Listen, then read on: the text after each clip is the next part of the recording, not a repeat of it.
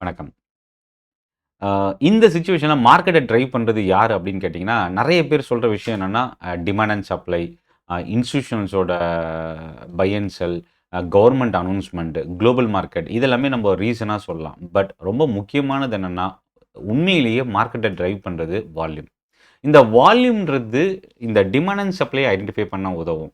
Technical fundamental news ஏதாவது impact வந்தாலும், எந்த அளவுக்கு வால்யூம் உள்ள வருது, அதனால அந்த பிரைஸோட இம்பாக்ட் என்ன?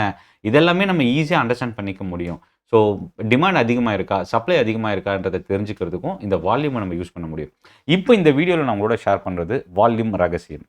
நீங்க டே trading, swing trading, short term இல்ல லாங் டெர்ம் என்ன மாதிரி ஒரு டைப் ஆஃப் ட்ரேடிங் நீங்க இன்வெஸ்ட்மென்ட் மார்க்கெட்குள்ள வந்தாலும், இந்த வால்யூம்ன்றத நீங்க ரொம்ப முக்கியமா அண்டர்ஸ்டாண்ட் பண்ணிக்கணும். அதுக்கு லாங் டெர்ம் இன்வெஸ்ட்மென்ட் அப்படின்னு வரும்போது, இதுக்கு என்ன வால்யூம் எதுக்கு தேவை அப்படின்னு தோணும். ஆனா ரொம்ப முக்கியமானது என்னன்னா, லாஸ்ட் ஒரு 1 to 2 இயர்ஸோட வால்யூமை விட அதிகமான வால்யூம் இப்போ ட்ரேட் ஆகி அந்த ஸ்டாக் இறங்குது அப்படின்னா, ரொம்ப காஷியஸா நம்ம ஃபாலோ பண்ணணும். ஏதாவது நெகட்டிவ் இம்பாக்ட்னா அது எந்த அளவுக்கு வீரியம் இருக்குன்றதையும் தெரிஞ்சுக்கணும்.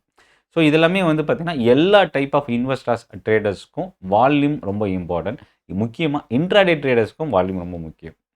ஸோ இப்போ இத பத்தின டீட்டெயில் தான் உங்களோட நான் ஷேர் பண்ண போறேன். சென்னை ட்ரேடிங் அகாடமி தமிழ்ல நீங்க ஸ்டாக் மார்க்கெட்ட டெக்னிக்கலாவும், ஃபண்டமெண்டலாவும் லேர்ன் பண்ணணும் அப்படின்னா, நீங்க யூடியூப் சேனல் சப்ஸ்கிரைப் பண்ணிக்கங்க, வாட்ச் பண்ணுங்க. 2 ட்ரெய்னிங் செஷன்ஸ் இருக்கு. பிப்ரவரி 27 ஈவினிங் வெள்ளிக்கிழமை சாயங்காலம் 5 மணிக்கு ஆ பள்ளிக்கரணையில ட்ரெய்னிங் செஷன் நடக்குது. அதுக்கான லிங்க் இருக்கு. அதேபோல சனிக்கிழமை காலையில 11 மணிக்கு 28 பிப்ரவரி ஆப்ஷன் ட்ரேடிங்க்கான ஒரு பிகினர் கோர்ஸ் நடக்குது. இது வந்து சாலையூர்ல நடக்குது. இந்த 2 செஷனுக்கான லிங்க்கும் டிஸ்கிரிப்ஷன்ல இருக்கு. கிளிக் பண்ணி ரெஜிஸ்டர் பண்ணிக்கங்க. என்னோட Telegram group, social media link எல்லாமே இருக்கு. இந்த வீடியோ பத்தின உங்களோட ஃபீட்பேக்கும் நீங்க என்னோட வாட்ஸ்அப் நம்பர்ல நீங்க போஸ்ட் பண்ணலாம். இப்போ இந்த வீடியோக்குள்ள போகலாம்.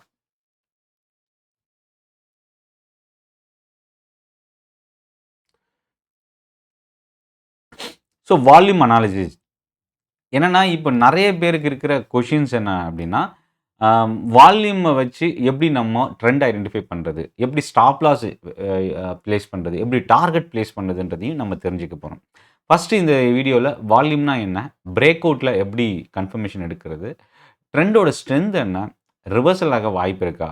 புல்லிஷ்லேருந்து பேரிஷா மாறுறதையும், பேரிஷ்லேருந்து முல்லிஷா மாறுறதையும் நம்ம தெரிஞ்சுக்கலாம். எஃப் அண்ட் ஓ ஸ்ட்ராட்டஜிஸ்ல வால்யூம் எப்படி ப்ளே பண்ணுது? இத பத்தி நம்ம தெரிஞ்சுக்க போறோம்.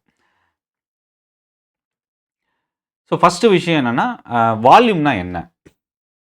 ஒரு பர்ட்டிகுலர் டைம் டியூரேஷன்ல எவ்வளோ குவான்டிட்டி ட்ரேட் ஆகுதுன்றத தெரிஞ்சுக்கிறது தான் இந்த வால்யூம்னு சொல்லுவோம். அது கேஷ் மார்க்கெட்னா குவான்டிட்டின்னு சொல்லுவோம். எஃப் அண்ட் ஓ அப்படின்னா கான்ட்ராக்ட்ஸ்ன்னு சொல்லுவோம். இன்ட்ராடேன்னு வரும்போது ஒரு பர்ட்டிகுலர் கேண்டில் இல்ல ஒரு பர்ட்டிகுலர் பீரியட்ல எவ்வளோ வால்யூம் ட்ரேட் ஆயிருக்குன்றத சொல்லுவோம். நார்மலா என்னென்ன டைப் ஆஃப் ட்ரேடிங்க்கு என்ன டைம் ஃப்ரேம் கேண்டில் யூஸ் பண்ணலாம்? ஃபர்ஸ்ட்டு விஷயம் ஸ்கால்பிங் வந்து 5 நிமிஷம். இன்ட்ராடேக்கு நீங்க 15 நிமிஷம் யூஸ் பண்ணலாம்.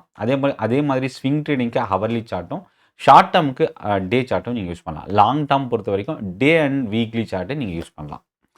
ஸோ இப்போ குறைவான பார்ட்டிசிபென்ட்ஸோட ஒரு ஸ்டாக் லோ வால்யூம்ல ஒரு ஸ்டாக் வந்து அ ஒரு பெரிய வாலடைல் இருக்குன்னா, அத நம்ம பிலீவ் பண்ண தேவையில்ல. அது வந்து ட்ராப்பிங்கா கூட இருக்கலாம்.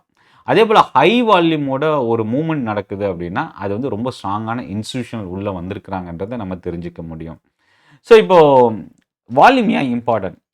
மொத்தம் 4 கண்டிஷன்ஸ் 4 விஷயம் ஃபீச்சர்ஸ் இருக்கு. 1 ட்ரெண்டோட ஸ்ட்ரென்த்த வந்து நம்ம தெரிஞ்சுக்கலாம். 2 ஒரு ஜென்யூன் பிரேக் அவுட்ட வால்யூம வச்சு நம்ம ஐடென்டிஃபை பண்ண முடியும்.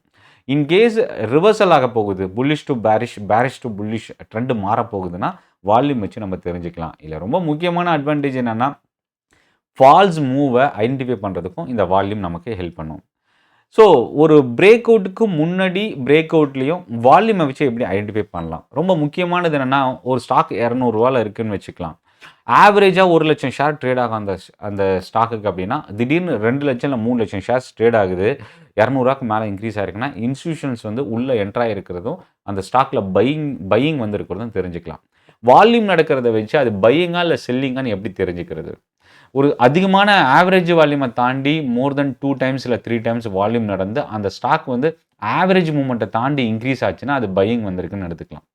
எக்ஸாம்பிளுக்கு வந்து ஆவரேஜா ஒரு நாளைக்கு 2% வரைக்கும் அதிகபட்சம் போகும் அப்படின்னா, அந்த ஸ்டாக் இன்னைக்கு 3, 4% இன்கிரீஸ் ஆயிருக்குன்னா, அதிகமான வால்யூமோட ஆவரேஜ் மூவ்மெண்ட்ட தாண்டி இன்கிரீஸ் ஆயிருக்கும்போது, அது பையிங்ன்னு எடுத்துக்கலாம். அதே மாரி டவுன் சைட்லயும் செல்லிங் பிரஷர் வந்திருக்குன்றத எடுத்துக்கலாம்.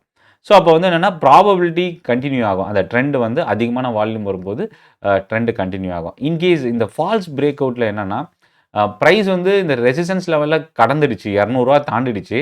ஆனால் வால்யூமில் பெரிய சேஞ்சஸ் இல்லை, பெரிய அளவுக்கு வால்யூம் இன்க்ரீஸ் ஆகலை அப்படின்னா அது ஒரு ட்ராப்பிங்காக கூட இருக்கலாம். இல்லை அகெயின் இதுதான் டாப்பாக கூட ஃபார்ம் ஆகலாம். ஸோ அப்போ என்னென்னா வால்யூமை வச்சு பிரேக் அவுட்டில் எப்படி நம்ம ட்ரேட் பண்ணணுன்றதை ஈஸியாக ஐடென்டிஃபை பண்ணிக்க முடியும். அடுத்தது 4 காம்பினேஷன் இருக்குது. ப்ரைஸ் இன்க்ரீஸ் ஆகுது ரொம்ப அதிகமான வால்யூமோட. அப்போ வந்து அது ஒரு புல்லிஷ் ட்ரெண்ட் வந்து ரொம்ப ஸ்ட்ராங்காக இருக்குதுன்னு எடுத்துக்கலாம். ப்ரைஸ் ரைஸ் ஆகுது ஆனால் வால்யூம் ரொம்ப வீக்காக இருக்குது அப்படின்னா அது ஒரு ட்ராப்பிங், இல்லை அது சஸ்டெயின் ஆகிறதுக்கான வாய்ப்பு இல்லை அப்படின்றதையும் ட்ரெண்டு மாறக்கூடிய ஒரு பிளேஸாகவும் மாறுறதுக்கு சான்சஸ் இருக்குது. ப்ரைஸ் ஃபால் ஆகுது, அதிகமான வால்யூம் ட்ரேட் ஆகுதுன்னா செல்லிங் ப்ரெஷர் ரொம்ப அதிகமாக இருக்குது. ஸோ வீக்கான ட்ரெண்ட் அப்படின்னு எடுத்துக்கலாம்.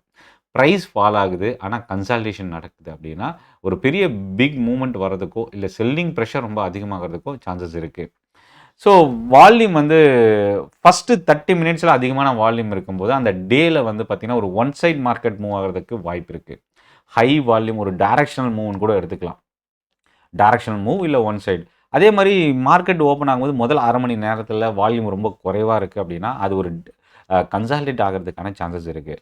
நீங்கள் ஸ்ட்ராடல் இல்லை ஸ்ட்ராங்கிள் யூஸ் பண்ணுறீங்க அப்படின்னா லாங் ஸ்ட்ராடல் இல்லை ஷார்ட் ஸ்ட்ராடல் எதை யூஸ் பண்ண போகிறீங்கன்றது இந்த முதல் அரை மணி நேரத்தோட வால்யூம் எந்த அளவுக்கு நடந்திருக்குன்றதை பொறுத்து நீங்கள் யூஸ் பண்ணலாம். ரொம்ப லோவான வால்யூம் நடந்திருக்கு அப்படின்னா நீங்கள் வந்து ஷார்ட் ஸ்ட்ராடல் யூஸ் பண்ணலாம். அதிகமான வால்யூம் ஆவரேஜ் வால்யூமை தாண்டி அதிகமான வால்யூம் ட்ரேட் ஆகிருக்கு அப்படின்னா நீங்கள் வந்து லாங் ஸ்ட்ராடல் யூஸ் பண்ணலாம். ஸோ அது டிபெண்ட்ஸ் ஆன் த மூவ்மெண்ட்டு அந்த ஸ்டாக்கில் இண்டெக்ஸோட சேஞ்சஸை பொறுத்து நம்ம ரிஸ்க் அண்ட் ரிவார்டை வந்து நம்ம சூஸ் பண்ணலாம்.